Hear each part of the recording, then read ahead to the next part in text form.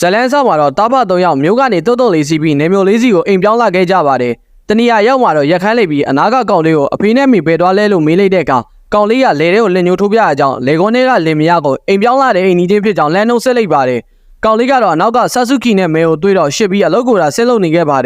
ယ်အဲ့နောက်အိမ်ကိုရောက်လာကြပြီးအိမ်ကဟောင်းပြီးရှုပ်ဝနေပေမဲ့ညီမနှစ်ယောက်ကတော့တရေ6တဲ့အိမ်ကြီးနဲ့တူတယ်လို့ပြောရင်တဘောကြီးကြားနေခဲ့ပါတယ်ပြီးတော့ချန်ကျေကြီးဖြစ်တာကြောင့်ပတ်စော်ရင်ဆာဆူကီကတက်ပင်ကြီးကိုတွေးလိုက်ရပါတယ်ဖေကြီးကိုပြလိုက်တော့အဲ့ဒါဆူတောင်းပြီးတက်ပင်လေးလို့ပြန်ရှင်းပြလာပါတယ်အိမ်ထဲကိုဝင်ကြည့်လိုက်တော့ဝစ်တစ်ချစီလေးတွေကိုတွေးလိုက်ရပြီးဆာဆူကီကလိုက်ကောက်နေခဲ့ပါတယ်မဲလေဖက်နဲ့ချွတ်ပြီးအိမ်ပေါ်တက်နေတော့အပေါ်ကနေနောက်ထပ်ဝစ်တစ်ချစီလေးတွေပြုတ်ကျလာပါတယ်ဖေကြီးကိုဝစ်တစ်ချစီလေးတွေကောက်ရတယ်လို့ပြောပြီးပြလိုက်တော့ဒီမှာရှင်းနေရှိလို့နေမှာပါလို့ပြောလာခဲ့ပါတယ်အဲ့နောက်တော့ဘေဘီမီယိုကန်တကားကိုဖွင့်ကားလိုက်တာကြောင့်ဆာဆူကီတို့လည်းအနောက်ဘက်ကိုပြေးလာခဲ့ကြပါတယ်မီယိုကန်တကားကိုဖွင့်လိုက်ချိန်မှာတော့မဲမဲကောင်လေးတွေပြေးလာတာကိုတွေးလိုက်ရပါတယ်အဖေရောက်လာတာကြောင့်မဲမဲကောင်လေးတွေအကြောင်းပြောတော့တကားကိုဆွဲဖွင့်ရင်တရေဆိုတာဒီလိုနေကင်းပိုင်းမှာမထွက်ဘူးလေအပြင်ကနေအမောင်လေးကိုချစ်ချင်းဝင်လဲရင်မျက်လုံးတွေပြပြီးမဲမဲပြောက်လေးတွေမြင်ရတာပါလို့ပြောလာခဲ့ပါတယ်ကဲအလုံးလုံးမယ်ခေါမိုးထဲမှာဘာတွေရှိလဲတွားကြည့်ကြပြီးတော့ဗရင်ပေါက်တွေအကုန်လုံးလည်းဖွင့်ခဲ့ကြလို့ခိုင်းလိုက်ပါတယ်အပေါ်တက်တဲ့လေကားကိုတွေ့တော့ဖွင့်ကြည့်လိုက်ပြီးမှောင်မဲနေရကြောင်းမတည့်ရဲဖြစ်နေခဲ့ပါတယ်အဲ့နောက်လေကားကနေဝတ်တစ်ချစီလေးပြုတ်ကျလာကြောင်းဖမ်းလိုက်ပြီးမဲမဲပြောက်လေးတွေရဲ့ထုတ်ခဲ့စမ်းလို့អော်လိုက်တော့အပေါ်တက်ကနေပြေးနေတဲ့အတန်းကိုကြားလိုက်ရပါတယ်ဒါကြောင့်အပေါ်တက်ကိုတက်လာခဲ့ပြီးတကားကိုပြေးဖွင့်လိုက်တဲ့အချိန်မှာတော့အနောက်ကနေမဲမဲကောင်လေးတွေပြေးသွားတာကိုမဲတယောက်တွေ့လိုက်ရပါတယ်ပစ္စည်းတဲ့နေတဲ့အဖေကိုအပေါ်တက်မှာဘာမှမရှိဘူးလို့ဆာဆူကီကအော်နေတော့ချော်လဲသွားတာကြောင့်ဆာဆူကီတရားအောက်ကိုပြေးဆင်းသွားခဲ့ပါတယ်မဲကတော့မဲမဲကောင်လေးတွေပြေးဝင်သွားတဲ့နိုင်ရကြားတဲ့ကိုလက်နဲ့သွားထိုးလိုက်တော့အကောင်လေးတွေလည်းအကုန်လုံးမျက်နှာကျစ်တဲ့ထွက်ဝင်သွားပါတယ်ဒါပေမဲ့အကောင်လေးတစ်ကောင်ကကြံခဲ့ပြီးပြုတ်ကျရကြောင်းဖမ်းပြီးအမကိုသွားပြလိုက်တော့ဘာမှမရှိပဲလက်တွေတာမဲပြီးကြံခဲ့ပါတယ်နေရာလုံးလေးခြေရောက်တွေလည်းမင်းနေရကြောင်းအိလာကူရှင်းတဲ့အဖွားကအဲ့ဒါချက်ကိုကောင်လေးဖြစ်မယ်ဘယ်သူမှမရှိတဲ့အိမ်တွေမှာနေကြပြီးအဖွားငယ်ငယ်တုန်းကတော့မြင်ဘူးပြီးအခုလည်းသမီးတို့လည်းမြင်ဘူးသွားပြီးသမီးတို့ရေမောစုညံတဲ့အနေနဲ့မကြခင်အိမ်ကနေထွက်သွားပါလိမ့်မယ်လို့ပြောလာပ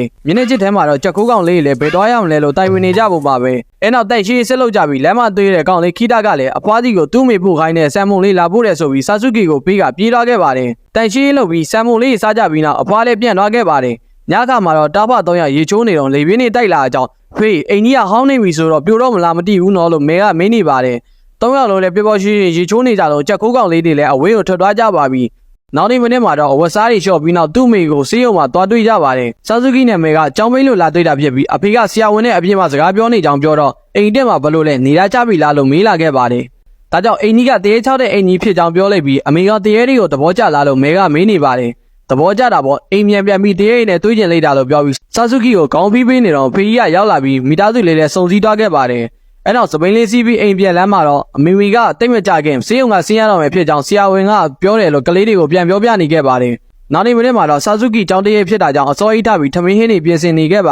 ါတယ်မဲတို့လည်းထမင်းဘူးလေးပြင်ဆင်ပေးရကြောင်းမဲတရသဘောကျကြီးကြနေခဲ့ပါတယ်အဲ့နောက်တာဖ3ယောက်မနေ့စာစားကြပြီးဆာဆူကီရဲ့တငယ်ချင်းကကျောင်းသွားဖို့လာခါတာကြောင့်အမြန်စားပြီးပြေးသွားခဲ့ပါတယ်မနေ့စာစားပြီးချိန်မှာတော့ဖေကြီးကအလုပ်စပွဲမှာအလုပ်လုပ်နေပြီးမဲကလည်းကြံထဲမှာပက်စော့နေပါတယ်ဂျီဝုံအစိုးတစ်ခုနဲ့ကစားနေတော့ဝစ်တစ်ချစီလေးတွေ့ရကြောင်းလိုက်ကောက်နေခဲ့ပြီးအိတ်ကက်တဲထဲနေတော့မြင်းချွတ်ချွတ်နဲ့အဖြူအောင်ကောင်လေးကိုတွေးလိုက်ရပါတယ်နောက်ကနေလိုက်ကြည့်နေပြီးအကောင်လေးလည်းသူ့နောက်လိုက်နေတာကြည့်တော့ကိုပြောက်ပြီးထွက်ပြေးသွားခဲ့ပါတယ်ဒါပေမဲ့ကြာကိုမပြောင်းနိုင်တာကြောင့်ရှေ့ခက်လန်းလန်းမှာပြန်ပေါ်လာပြီးမဲကလိုက်ဖမ်းတာကြောင့်အိမ်ရောက်ထဲကိုဝင်ပြေးသွားခဲ့ပါတယ်အကောင်လေးဝင်သွားတဲ့အပေါက်ကနေအထဲကိုကြည့်လိုက်တော့တခြားတစ်ဘက်ကိုသွားနေရတွေ့ရကြောင်းအနောက်ပေါက်ကနေစောင့်ကြည့်နေခဲ့ပါတယ်ဒါပေမဲ့မဲကိုပလေးပြီးအနောက်ကနေခိုးထွက်သွားပြီးမှအပြာရောင်ကောင်ကြီးရဲ့အိတ်ကက်ကနေဝတ်တစ်ချစီလေးတွေပြုတ်ကျတဲ့ကိုကြားလိုက်ရပါတယ်ဒါကြောင့်မဲလည်းတတိသားမိပြီးအနောက်ကနေလိုက်ဖမ်းခဲ့ပေမဲ့တစ်ပင်ကြီးတွေကလှန်ကောင်းလို့ဖြစ်နေတဲ့နေရာတစ်ခုကိုထွက်ပြေးသွားခဲ့ပါတယ်ဆက်စုပြီးအရှော့မပြီးခြင်းတဲ့မဲကတော့အနောက်ကနေလိုက်ဖမ်းနေခဲ့ပြီးအကောင်လေးတွေကတစ်ပင်ကြီးနားရောက်မှာတော့ပျောက်သွားခဲ့ပါတယ်မြစ်ကြီးပြတ်သွားတာကြောင့်လိုက်ချနေခဲ့ပြီးတက်ကောင်းတစ်ခုနောက်မှာဝတ်တစ်ချစီလေးတွေတွေ့တော့လမ်းယူလိုက်တာကြောင့်ချွေးချောကတက်ကောင်းထဲကိုလိမ့်ကျသွားခဲ့ပါတယ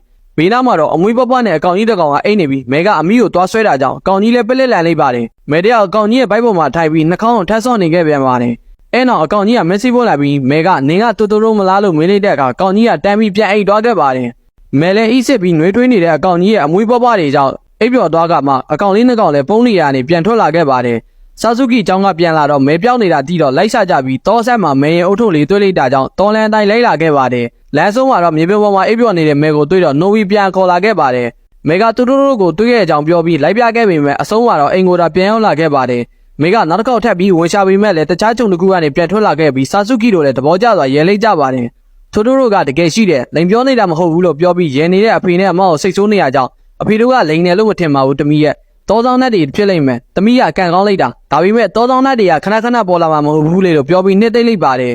်အဲ့နောက်နတ်ကုန်းကိုတွားကြတော့မဲကတူတွေးခဲ့တဲ့တက်ပင်ကြီးဆိုတာကိုတီးလိုက်ရပါတယ် ဒါကြောင့်သူ့မကိုခေါ်ပြီးတစ်ခေါင်းပေါက်စီသွားတော့အပေါက်ကတော့မရှိတော့ပါဘူး။ညောင်တော့အခါမှာတော့ဆာဆူကီကသူ့မေစီကိုမဲကတိုတိုရိုကိုတွေ့ခဲ့ကြောင်းစာရေးနေခဲ့ပါတယ်။နောက်နေ့မိနစ်မှာတော့အဖေကမျိုးကိုအလုံးကိစ္စနဲ့သွားကြောင်းအိမ်နာကအဖွားစီမှာမဲကိုအပ်ပြီးဆာဆူကီအကြောင်းကိုအပြေးလေးလာခဲ့ပါတယ်။ကြောင်ကန်ထဲမှာတော့ခိတာကစားလိုက်မရေးဘဲနဲ့ဆာဆူကီကိုငေးနေရကြောင်းဆီယာမစာအုပ်နဲ့ရိုက်တာကိုခံလိုက်ရပါတယ်။အဲဒါဆာဆူကီကကြောက်ရှိမှမဲကိုသွေးလိုက်ရကြောင်းဆီယာမကြီးခွန်တော်မီထွက်လာခဲ့ပါတယ်။အဖွားကအားနာနေပေမဲ့မဲကအမားနဲ့ပဲနေမယ်ဆိုပြီးကြီးကြနေရကြောင်းအခန်းကိုခေါ်လာခဲ့ရပါတယ်။ညနေကြောင်စင်းလိုအိမ်ပြန်มาတော့မိုးတွေတဲတဲမဲမဲရွာလာခဲ့ပါတယ်ဆာဆူကီလည်းထီးမပါတာကြောင့်လက်ဝိမှာရှိတဲ့နက်ကွန်းလေးမှာပဲမိုးခုတ်နေလေရပါတယ်ခိတာတယောက်မိုးခုတ်နေတဲ့ဆာဆူကီတို့ညီမကိုတွေ့ပေမဲ့မမြင်ကြောင်ဆောင်ပြီးကြော်သွားလိုက်ပါတယ်ဒါပေမဲ့အတဲမခံနိုင်ကြောင်နောက်ပြန်လှည့်ကထီးကိုပေးပြီးထွက်ပြေးသွားခဲ့ပါတယ်ထီးကအပေါက်တွေနဲ့ဖြစ်နေပေမဲ့ဆာဆူကီတို့အတွက်တော့အိမ်ပြန်မှုအဆင်ပြေသွားခဲ့ပါတယ်အိမ်ပြန်ရောက်မှာတော့အဖေကထီးမြူသွားဦးဆိုတော့တီးတော့ထီးနဲ့ချောင်းယူကခိတာရဲ့ထီးကိုပြန်ပေးပြီးဘတ်စကားမတ်တိုင်ကိုထွက်လာခဲ့ကြပါတယ်မတ်တိုင်ကိုရောက်တော့ဘတ်စကားတစ်စီးရောက်လာပေမဲ့အဖေကတော့ပါမလာသေးပါဘူး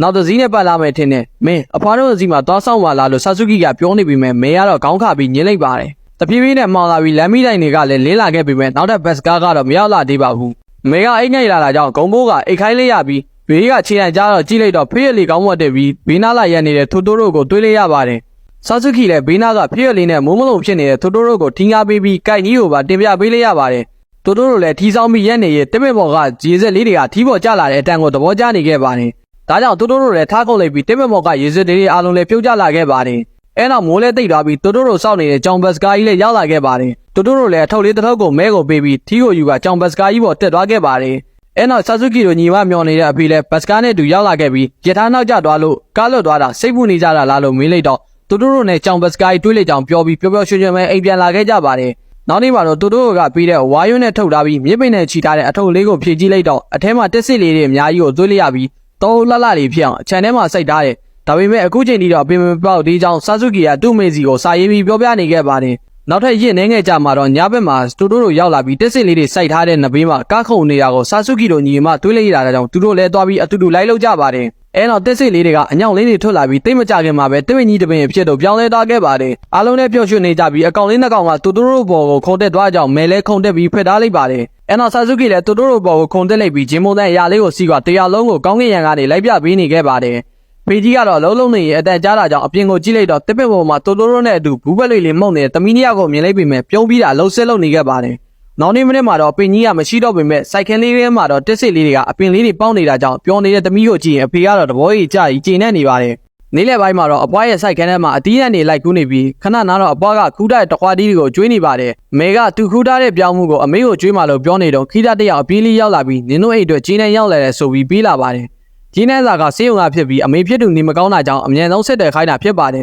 ခိတာလည်းအမေတခုဖြစ်မှစိုးရိမ်တဲ့စိတ်ကြောင့်ပြားရီခန့်နေခဲ့ပါတယ်ဒါကြောင့်အလုတ်သွားတဲ့အဖေစီကိုဆက်တယ်ဖို့ရွာတဲကဖုန်ရှိတဲ့အိမ်ကိုလိုက်ဖို့ခိုင်းလိုက်ပါတယ်မဲအဖွားနဲ့နေခဲ့လို့အဖွားကပြောနေပေမဲ့အနောက်ကနေပြေးလိုက်သွားခဲ့ပါတယ်ဆာဆူကီကမဲကိုအဖွားစီမှာနေဖို့နောက်လက်ပြီးအော်ပြောနေပေမဲ့ဘာမှမပြောပဲလိုက်လာခဲ့ပြီးလမ်းခွေတစ်ခုရောက်မှတော့မဲတယောက်ချီကြော်ကလမ်းပြော့သွားခဲ့ပါတယ်ဆာဆူကီကအဖေစီဖုန်းစစ်ပြီးဂျင်းနဲ့ကြောင်ပြောလိုက်တဲ့အခါမှာတော့အဖေကဆေးရုံစီဖုန်းစစ်ပြီးရင်ပြန်ဆက်တယ်လာမှကြောင့်အရန်စိတ်ပူမနေပဲခဏလောက်စောင့်ခိုင်းလာပါတယ်ဆာဆူကီလည်းဖုန်းပြောပြီးပြန်ထွက်လာတာကိုလမ်းပြောင်းနေတဲ့မဲတွေးလိုက်ရအကြောင်းအနောက်ကနေပြေးလိုက်သွားခဲ့ပါတယ်မဲအမေနေတိတ်မကောင်းသေးလို့နောက်ဘက်ပြောင်းလာနိုင်သေးဘူးလေလို့ဆာဆူကီကပြောလိုက်တဲ့အခါမရဘူးလို့ပြန်အောင်နေပါတယ်ရင်နေငယ်ပဲထမ်းဆောင်ရမှာလို့ချော့ပြောနေပေမဲ့လည်းမရဘူးပဲပြောနေပါတယ်ဒါကြောင့်အမေတခုဖြစ်သွားမှစိုးရိမ်နေတဲ့ဆာဆူကီလည်းဘာပြောမရဘူးပဲပြောကကြီးကြနေတဲ့မဲကိုစိတ်ဆိုးပြီးထွက်သွားတာကြောင့်မဲလဲငိုကအနောက်ကနေလိုက်သွားခဲ့ပါတယ်အိမ်မှာလည်းရန်ဖြစ်ထားတာကြောင့်တယောက်တနေရာစီလဲနေပြီးအဖွားရောက်လာကတိတ်လဲစိုးရိမ်မနေပါနဲ့တမိရဲ့အဖွားလေးရောက်လာပြီပဲအာတင်ထားပါအဖေကအလောက်ကပြန်လာရင်စေးရုံခဏဝင်အောင်ပါတဲ့အမေကရိုးရိုးအေးမိတာဆိုတော့ချစ်ချင်းပြန်ကောင်းမှာပါကွယ်လို့အားပေးနေပေမဲ့တကယ်လို့များအမေတည်သွားရင်ဘယ်လိုလုပ်မလဲဆိုကဆာဆူကီတယောက်ငိုနေပါတော့တယ်မဲကတော့တူမငိုနေတာကိုအိမ်ပေါ်ကနေကြည့်နေပြီးအမေကိုပေးမဲ့ပြောင်းမှုလေးကန်ကစေးရုံသွားဖို့အိမ်ကနေပြေးထွက်လာပါတယ်ညနေပိုင်းမှာတော့ဆာဆူကီနဲ့အဖွားလည်းမဲပြောင်းနေတာကိုတတိထားမိပြီးနေရာနဲ့လိုက်ရှာခဲ့ပေမဲ့ရှာမတွေ့ဖြစ်နေခဲ့ပါတယ်အဲနောက်လမ်းမှာခိတာကိုတွေးလိုက်ရပြီးတခြားသူတွေလည်းကူရှာနေတယ်ငါစေးရုံသွားကြည့်လိုက်မယ်နေအိမ်ပြန်တော့လို့ပြောလိုက်တဲ့အခါမဲကစေးရုံသွားတဲ့လမ်းမှာလမ်းပြောင်းနေပြီးထင်တယ်လို့ဆာဆူကီတွေးမိသွားပါတယ်ခဏတော့ကရေကန်ထဲမှာကလေးဖက်နဲ့တရံတွေ့ရလို့ခိတာကပြောတာကြောင့်ဆာဆူကီလည်းစိုးရိမ်တကြီးနဲ့ပြေးသွားခဲ့ပါတယ်ဖက်နဲ့လေးကိုကင်ကအဖွားကဆူတောင်းနေပြီးလူကြီးတွေလည်းရေကန်နဲ့ဆိတ်ရှာနေတော့ဆာဆူကီရောက်လာတာကြောင့်မဲဖက်နဲ့မဟုတ်ကြောင်းအတီးပြူလိုက်မှအားလုံးလည်းအနေငယ်စေရီသွားရပါတယ်ကြံရမရတဲ့အဆုံးဆာဆူကီလည်းတူတူတို့ကိုအကူအညီတောင်းဖို့တပည့်ကြီးစီကိုပြေးလာခဲ့ပါတယ်တောတဲ့ရောက်မှာတော့ကျေးဇူးပြုပြီးမဲပြောင်းနေလို့တူတူတို့စီကိုခေါ်သွားပေးပါမောင်လဲမောင်တော့မှတယောက်တည်းကြောင်းနေလိမ့်မယ်လို့ပြောပြီးဆာဆူကီလည်းပြေးဝင်သွားခဲ့ပါတယ် ဒီခါမှာတော့လိုက်ကောင်းပေါက်လေးကလည်းတိုတိုရိုရဲ့ဘိုက်ပေါ်စီကိုအရောက်ပို့ပေးလိုက်ပါတယ်ဆာဇူကီတယောက်တိုတိုရိုကိုမဲပြောင်းနေရကြောင်းကူရှာပေးဖို့ငိုပြီးပြောတဲ့အခါငိုနေတာကိုမကြည့်ရတဲ့တိုတိုရိုလည်းဆာဇူကီကိုကင်ပြီးတစ်ပင်ထက်ကိုတက်ကကြောင်ဘတ်စကားကိုလန့်ခေါ်လိုက်ပါတယ်ကြောင်ဘတ်စကားကိုဆာဇူကီကလွဲပြီးတခြားသူတွေကတော့မမြင်ရပါဘူးဆာဇူကီကိုကြောင်ဘတ်စကားပေါ်တင်ပေးလိုက်ပြီးကြောင်ကြီးလည်းလမ်းပြောင်းနေတဲ့မဲစီကိုရောက်ပို့ပေးလိုက်ပါတယ်